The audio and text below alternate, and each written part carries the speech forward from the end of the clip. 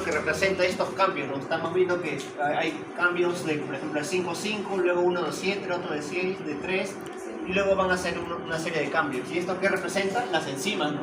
Transcetolasa y transaldolasa, que intervienen en toda esa serie de cambios.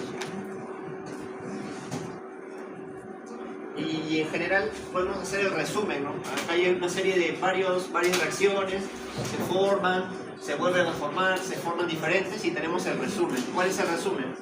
El resumen es ribosa 5-fosfato, va a formar fructosa 6-fosfato y gliceraldehído 3-fosfato. Ese es el resumen, esta es la parte que sí deberían recordar. Y a recordar las enzimas, ¿no? Recordar el resumen.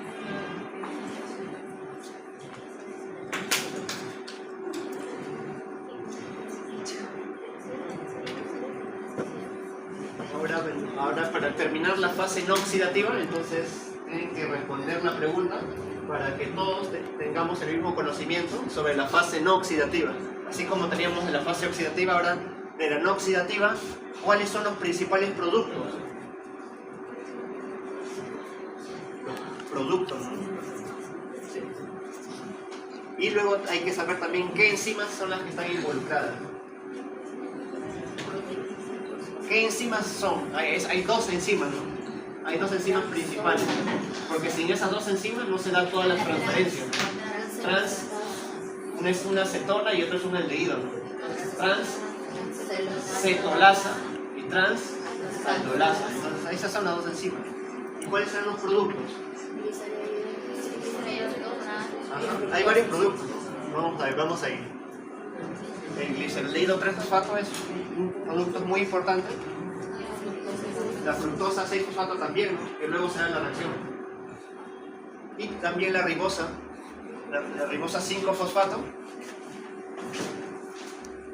Y las enzimas son esas dos, ¿no? La transcetolasa y la transaldolasa. Estos son como los productos que tendrían que memorizar, recordar, para que luego puedan asociarlo, cómo se conectan, ¿no? Con otras vías. Por ejemplo, ¿cómo conectarían estos productos con otras vías que no sean la vía de las pentosas fosfatos? Esto de acá sí lo he mencionado, ¿no?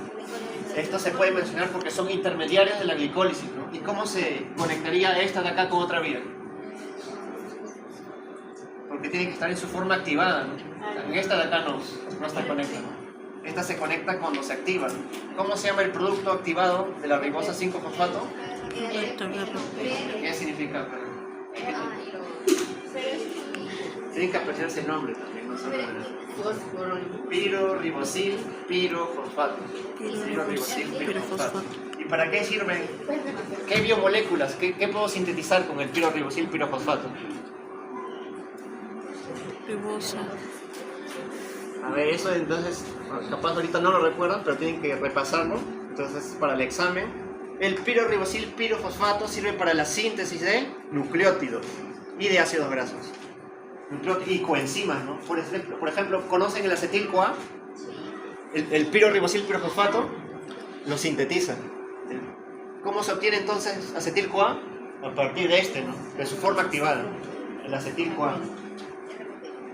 Por ejemplo, ¿qué ocurriría en una deficiencia de esto de acá en relación con el acetil-CoA? ¿Habría más o habría menos acetil-CoA? ¿Y qué podrías decir, por ejemplo, del ciclo de Krebs? ¿Estaría más activado? ¿Qué ocurriría si hubiese menos ribosa? ¿Habría más ATP o habría menos ATP? Menos ATP. Entonces, de esa manera pueden relacionarlo. Y ahí tiene un cuadro que resume, ¿no? Varias de las cosas, que resume más de lo que yo he dicho, ¿no? Más sobre todo sobre los puntos claves. Los puntos claves son los que he mencionado antes.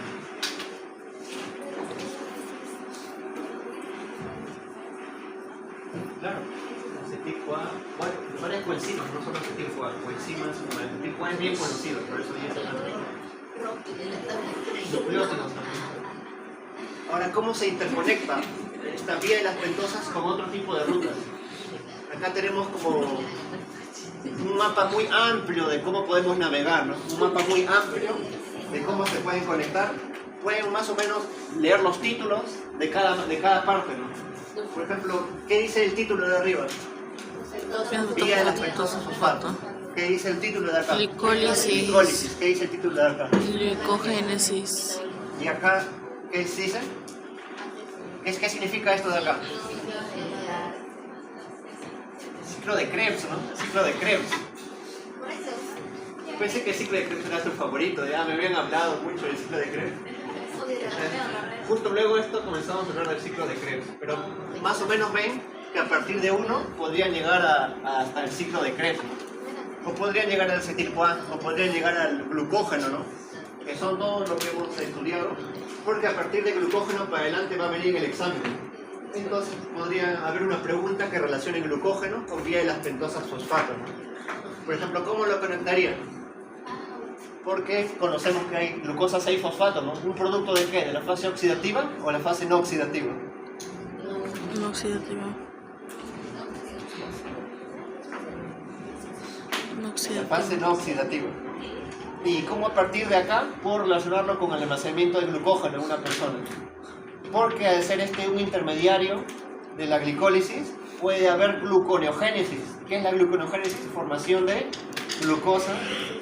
Entonces esto podría seguir para arriba, podría llegar hasta glucosa, y la glucosa sale al torrente sanguíneo, se dirige hacia los órganos donde se almacena. ¿Qué tipo de órganos almacenan glucógeno? Dos, principalmente dos. ¿Cuáles son los órganos que almacenan glucógeno? Hígado. El hígado y los músculos, los órganos músculos. Entonces esos son los órganos que almacenan la glucógeno. Podría venir una pregunta. Estoy seguro. Regulación.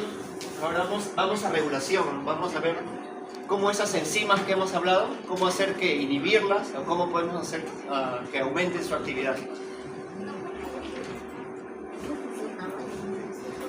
Todo depende de lo que necesite la célula. Por ejemplo, si la célula necesita más nucleótidos, ¿cuándo una célula necesita más nucleótidos? ¿El nucleótido forma de qué parte de biomolécula? De los ácidos nucleicos, ¿cierto? ¿Qué es un ácido nucleico? Ejemplos de ácidos nucleicos. ADN. El ADN quiere decir que está involucrado en la división celular. Entonces, una célula que se divide puede necesitar más nucleótidos, ¿no? Entonces puede ser que active más esta vía, ¿no? En cambio, una célula que no se divida, ¿qué célula no se divide en el cuerpo? Las neuronas, ¿no? Entonces, probablemente las neuronas no necesiten mucho de esta vía, ¿no? Entonces, todo depende de qué? De la necesidad, ¿no? De la necesidad de ATP y la necesidad de NADH. Todo depende de la necesidad. Ahora vamos a ver cómo se puede regular. Por ejemplo, acá tenemos la glucosa y tenemos que la glucosa, hemos dicho que la glucosa puede seguir dos vías, ¿no? La glucosa puede seguir la glucólisis o puede seguir la vía de las pentosas fosfato, ¿no? Depende de la necesidad. Por ejemplo, si el cuerpo necesita más NADPH, va a seguir la vía de las pentosas fosfato. Si el cuerpo necesita más ATP, ¿qué vía seguirá? ¿La glucólisis o la vía de las pentosas fosfato? Si necesita más ATP. Glicólisis. La glucólisis. Porque la vía de las pentosas fosfato no se encarga de producir ATP, ¿no? La vía de las pentosas fosfato se encarga de qué? De producir NADPH y de sintetizar ribosa 5-fosfato, ¿no? Para que luego se active y vaya a otro tipo de vía. Pero no se encarga de producir ATP. Entonces, acá tenemos que de acá, esta coenzima, ¿qué ocurriría si está en altas concentraciones? Altas concentraciones de esta enzima inhiben la degradación de la glucosa 6-fosfato. Entonces no se da esta de acá. ¿Por medio de qué enzima será? ¿Cuál era la primera enzima que degradaba eso de acá? Habían dos enzimas, ¿no? En la fase oxidativa. Entonces de acá degrada una de esas enzimas. Bueno, la abundante concentración de NADPH. Glucosa 6-fosfato deshidrogenasa. Glucosa 6-fosfato deshidrogenasa. ¿Por qué se puede inhibir? Por altas concentraciones de esto de acá. Y significa que cuando hay demasiado, la célula ya es como que dice, ya no voy a producir más porque hay mucho. Y ya que la glucosa ya se vaya para hacer glucólisis, ¿no? Porque tengo suficiente NADPH disponible. Suficiente NADPH disponible. Ahora Ahora acá tenemos una serie de escenarios. Acá decimos, vamos a tener dos escenarios basados en la cantidad de ribosa 5-fosfato y de NADPH, que son justo estos dos. Puede ser que uno sea mayor que el otro sea al revés, puede ser que sean iguales. Por ejemplo, tenemos 4 escenarios: escenario 1, escenario número 2, y escenario número 3 y escenario número 4. ¿Cuándo se necesita más ribosa que NADPH? ¿Cuándo se necesita ambos por igual, tanto ribosa como NADPH? ¿Qué pasa si se necesita más NADPH y ribosa 5-fosfato, y si se necesita también ATP, ¿no? Son 4 escenarios diferentes. Vamos uno por uno, ¿no? Uno por uno. Son 4 escenarios diferentes. Tenemos el escenario número 1. Se necesita más ribosa 5-fosfato que NADPH en estas condiciones. Por ejemplo, si una célula se divide, necesito más ribosa. No necesito tanto porque este de acá es más antioxidante. Este de acá es más antioxidante. En cambio, este de acá es más biosintético. ¿Qué produjo con esto? Nucleótidos. Y justo cuando una célula se divide, necesita mitosis y necesita bastante ADN, ¿no? Para producir dos. Por ejemplo, si la fase oxidativa está inactivada, entonces se necesitará más ribosa 5-fosfato. Y acá tenemos la fase que viene en este sentido. Acá en la fructosa 6-fosfato dice, ¿puedo seguir mi vía o puedo irme para este lado? Dice, voy a irme para este lado. Y ya no continúa esto de acá. Entonces ahí es como que tenía ambas posibilidades, ¿no? ¿De qué depende? De las necesidades del cuerpo. Por ejemplo, estas son condiciones en que este de acá estaría predominando, ¿no? Esto era posible, pero debido a que la célula por alguna razón necesita más ribosa 5-fosfato, va en este sentido, ¿no? Como en la división de las células, ¿no? Como la mitosis. Ahora tenemos el segundo escenario. ¿Qué pasa si se necesita tanto la ribosa 5-fosfato como el NADPH? También puede ser que se necesite ambos por igual. ¿Y cuándo se produce eso? En la fase oxidativa activada. La fase oxidativa entonces es esta de acá, la glucosa 6-fosfato. Por fase oxidativa va a producir 2 NADPH y la ribulosa 5-fosfato. Y esta de acá, ribulosa 5-fosfato, luego forma la ribosa 5-fosfato. Entonces sirve para la producción de esta ribulosa, que va a ser el sustrato para esto de acá, y cuando ambos se necesitan por igual. El escenario número 3 es cuando el que predomina ya no es la ribosa 5-fosfato, sino lo que el cuerpo necesita es más NADPH. Por ejemplo, en el tejido adiposo necesita más NADPH. ¿Por qué el tejido adiposo necesita más NADPH? Porque esto de acá tiene función biosintética, ¿no? Tiene función en varios coenzimas involucradas en la síntesis de ácidos grasos. Entonces, justo en el tejido adiposo se da síntesis de ácidos grasos, por lo tanto necesito más NADPH en este tipo de tejidos. También cuando la fase oxidativa está activada y cuando la fase no oxidativa produce sus dos subproductos. ¿Cuáles son los subproductos de la fase no oxidativa? Es la fructosa 6-fosfato y gliceraldehído 3-fosfato para hacer gluconeogénesis, ¿no? ¿Qué era gluconeogénesis? A partir de estos intermediarios producir glucosa. Y ahí entonces necesito ambos por igual, para producir grasa y para producir gluconeogénesis. Y tenemos el último escenario, que es cuando se necesita NADPH y también ATP. Puede ser que necesites energía, ¿no? Pero esto no viene directamente. Como vamos a ver, el producto de la glucólisis, tenemos este producto, glucosa 6-fosfato. Podemos obtener ribulosa en la fase oxidativa. Esto se transformaría luego en ribosa 6-fosfato y esto de acá llega hasta este intermediario. Y este intermediario es un intermediario de la vía de la glicólisis que sirve para producir piruvato. Y cuando del gliceraldehído 3-fosfato se produce piruvato, se produce energía. Es decir, se produce ATP, ¿no? Es una ruta que podría seguir para, de manera indirecta, no dentro de la vía de las pentosas fosfatos, sino fuera, producirían ATP, ¿no? Y la otra vía es que continúe por acá y produzca más gliceraldehído 3-fosfato. Entonces este gliceraldehído 3-fosfato está acá como predominante, porque cuando la fructosa sigue este camino, la fructosa 1,6 bisfosfato puede producir dos tipos de productos, este dihidroxiacetona, que luego podría este de acá convertirse en gliceraldehído 3-fosfato. Entonces por eso el gliceraldehído 3-fosfato es muy importante, porque al final todas las reacciones como confluyen en él, ¿no? Todas las reacciones confluyen en él, y a partir de esto, como es un intermediario de la glicólisis, yo sé que la glicólisis comienza con glucosa y termina con piruvato. Entonces, pero un punto medio es el gliceraldehído 3-fosfato, ¿no? Y en esta reacción de producción de piruvato pueden producir 2 ATP. Y ese sería el cuarto escenario, ¿no?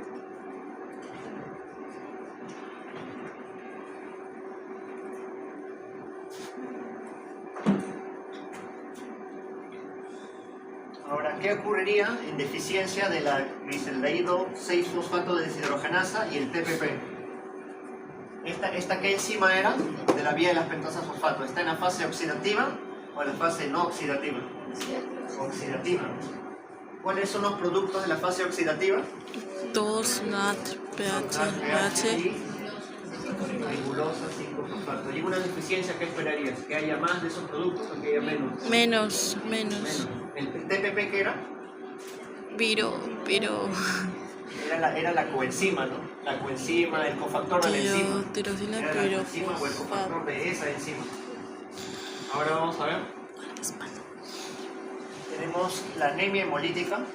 ¿Cómo relacionamos la anemia hemolítica? Por ejemplo, ¿qué ocurriría en una persona que tiene una deficiencia en esta enzima? La glucosa 6-fosfato deshidrogenasa.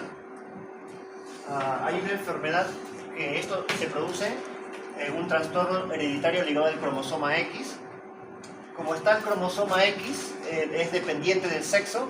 Eso es lo opuesto a cuando decimos que es autosómico, ¿no? Autosómico no depende del sexo, pero cuando digo que depende del sexo, está normalmente ligado a un cromosoma X o Y. Entonces, en este caso se presentan niveles menores de NADPH y de glutatión reducido. ¿Por qué? Porque el NADPH es uno de los productos de la fase oxidativa, ¿no? Y cuando hablamos de esta enzima, tanto de su coenzima como de la enzima en sí, esta enzima se encarga de producir NADPH. Si hay una deficiencia, ocurre este escenario, ¿no? Hay menor cantidad de NADPH y también menor cantidad de glutatión reducido. Porque este NADPH no solo tiene función de biosíntesis de grasas, este NADPH tiene función protectora del estrés oxidativo. Y por eso lo relacionamos con la recuperación del glutatión oxidado plaza glutatión reducido, ¿no? Y esto es lo que protege de los ROS, que son las especies reactivas de oxígeno. Y acá tenemos el caso de la administración de un fármaco contra la malaria. ¿Qué es la malaria? Es una enfermedad infecciosa por el cual un protozoo se transmite por un zancudo. El zancudo te inyecta, digamos, este protozoo, conocido como plasmodium, dentro de tu sangre, y esto se aloja en los glóbulos rojos o en los eritrocitos, ¿no? Entonces, cuando el plasmodium o este protozoo comienza a crecer, se aloja y produce mucho estrés oxidativo. ¿Por qué? Porque dijimos que el estrés oxidativo puede depender tanto de infecciones como puede depender de medicamentos, ¿no? Entonces, este es un ejemplo de una enfermedad relacionada con el aumento de estrés oxidativo dentro de un glóbulo rojo, ¿no? Que es como iniciamos la clase. Justo la clase la iniciamos viendo un glóbulo rojo, ¿no? ¿Y qué se producía en el glóbulo rojo? Cuando había mucho estrés oxidativo, ¿qué ocurría con hemoglobina? Cuerpos de Heinz, ¿no? ¿Pero qué representan los cuerpos de Heinz? No representan. Los cuerpos de Heinz son hemoglobina desnaturalizada. No, pero los cuerpos de Heinz, esa es la consecuencia de los cuerpos de Heinz. Esa es la consecuencia. Primero, ocurre aumento de estrés oxidativo. Por ejemplo, aumento de peróxido o aumento de un ion, ¿no?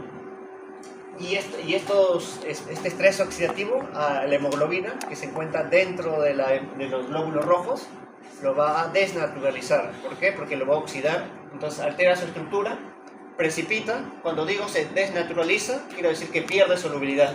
Ya no es soluble, precipita, se agrega, también es una palabra común utilizada, se agrega, y se forman los cuerpos de Heinz. Vamos a continuar entonces. Este fármaco se utiliza como la malaria primaquina, conlleva la formación de radicales libres, ¿no?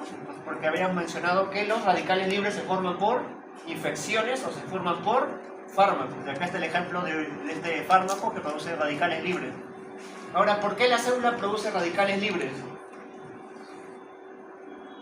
Si los radicales libres son malos para la célula, ¿por qué la célula los produce? Porque no solo se producen en los glóbulos rojos, sino cualquier célula es capaz de producir especies reactivas de oxígeno. ¿Cuál es la finalidad de las especies reactivas de oxígeno? Tienen una función protectora en la célula. ¿Cuál es la función protectora? La función protectora es que en caso de una infección forma parte del sistema inmune innato de la célula. La célula tiene un sistema inmune innato por el cual aumenta la producción de ROS y de esa manera va a degradar cualquier agente patógeno, ¿no? Como por ejemplo la malaria. Al invadirlo, lo que quiere hacer la célula es utilizar los ROS para que se destruya y ya no aumente, no se propague la infección, ¿no? Es una parte del sistema inmune innato. Y la célula utiliza, vamos a continuar entonces, se producen deformaciones en la membrana de los glóbulos rojos, se produce peroxidación de lípidos y esto me genera hemólisis.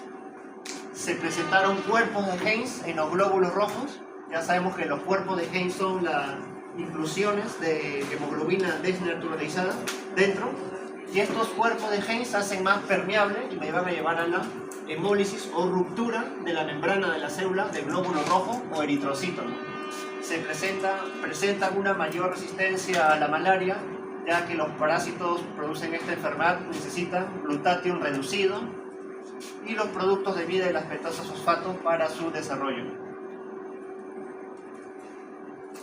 Y todo eso producto de qué se dio, de que no era una persona sana, ¿no? No es que una persona sana con malaria le da todo este cuadro, ¿no?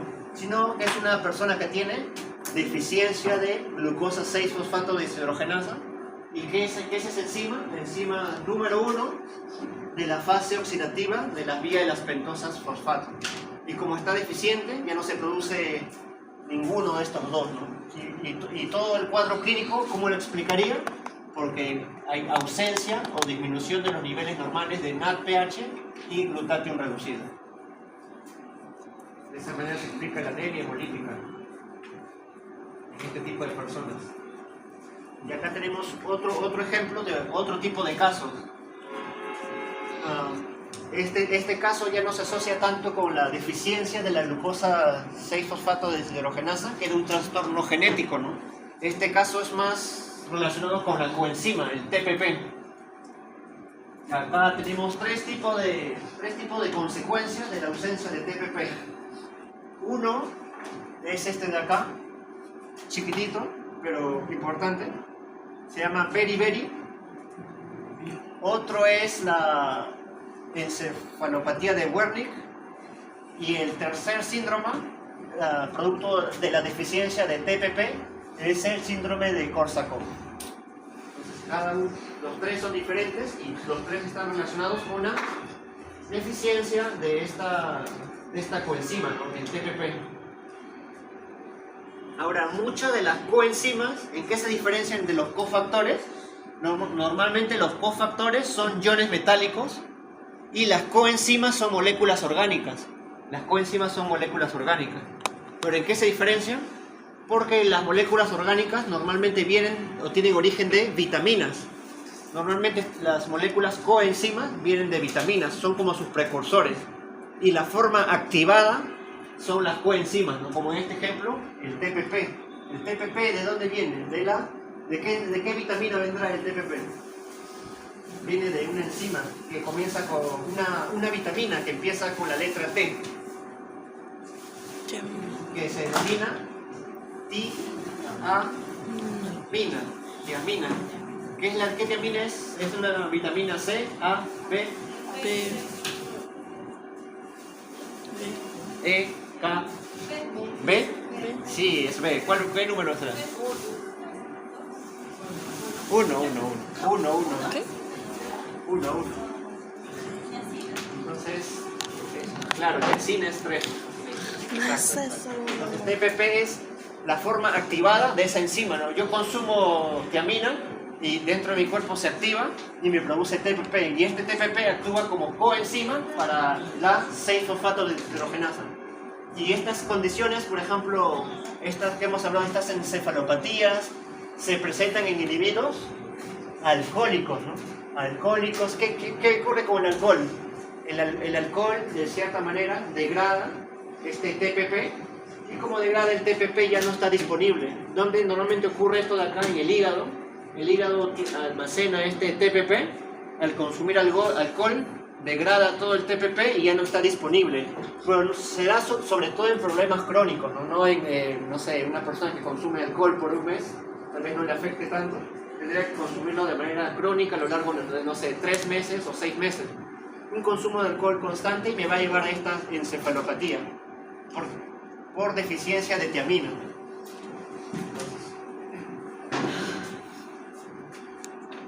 ¿Y por qué se caracteriza? ¿Qué síntomas tiene?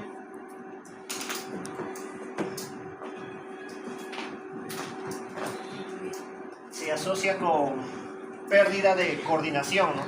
Que es la pérdida de coordinación, también se conoce como ataxia. No pueden coordinar bien, pueden haber un cambio de la visión, no pueden controlar bien los músculos del globo ocular, no lo pueden controlar bien. Entonces, al no poder controlar, tiene una visión desviada. ¿Qué más? Y con pérdida de memoria o con alucinaciones.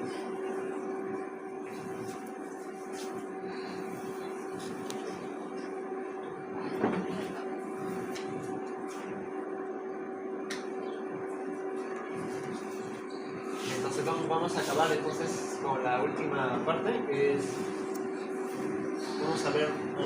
vamos a repasar la vía de las pentosas fosfato. Es una vía de formación de energía.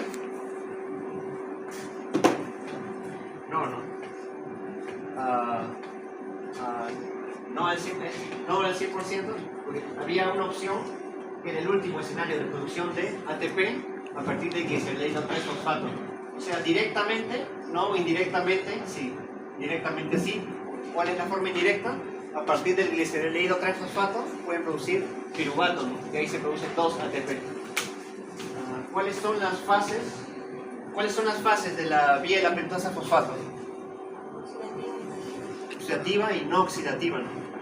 ¿Cuáles son las enzimas más importantes y sus productos? En la fase oxidativa, ¿cuáles son las enzimas más importantes?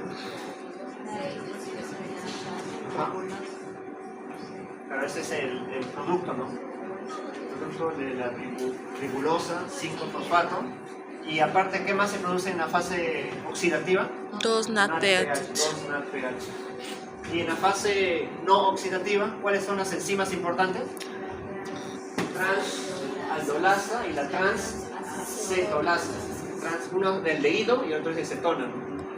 ¿Y cuáles son los productos de la fase no oxidativa?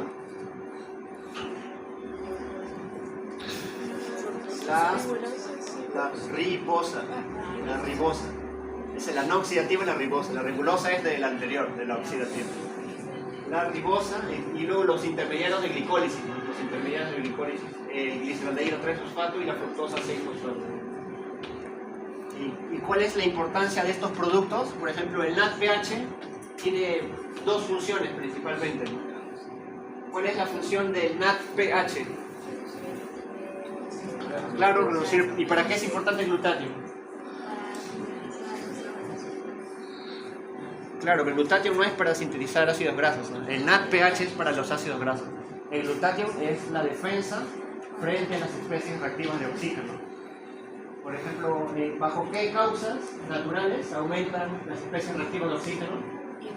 Por infecciones o por fármacos, por infecciones o por fármacos. ¿Ya? Ahora podemos regular de acuerdo a los requerimientos de energía, ¿no? Estos dos dependen de los requerimientos, y cuando uno predomina del otro depende del requerimiento de la célula, ¿no? Y finalmente, esto también es importante, la última diapositiva sobre las deficiencias. Cuando hablamos de las deficiencias dice el de 6-fosfato deshidrogenasa, ¿con qué se puede asociar? Con anemia hemolítica, ¿no? ¿Y cómo lo explicaría? Con todo lo que hemos mencionado, ¿no? Con todos los cuerpos de Keynes.